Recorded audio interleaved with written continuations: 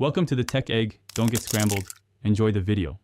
You'll begin by placing the Homepod Mini where sound can breathe. Near the center of a room is best. Once powered, the top will pulse white. This tells you it's broadcasting setup. Make sure your iPhone or iPad is unlocked, on the same Wi-Fi network, and Bluetooth is enabled. You'll see the setup card appear. Tap it. This quick handoff transfers your Apple ID, Wi-Fi, and settings so you don't re-enter passwords. Once setup finishes, open the Home app to assign a room.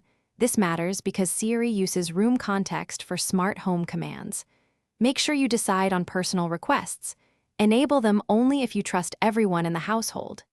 Next, train voice recognition so Siri can tailor responses. Follow prompts to add family members. While in settings, adjust sound profile and stereo pairing options. You'll interact with your HomePod Mini mainly via Hey Siri or by tapping the touch surface. Short commands are fastest, but you can chain requests for routines. For music, use AirPlay from any app or the control center. To play across rooms, select multiple speakers. If the HomePod stops responding, unplug it for 10 seconds then plug back in. That often clears glitches. If problems persist, reset through the Home app or hold the top to trigger a factory reset as a last resort.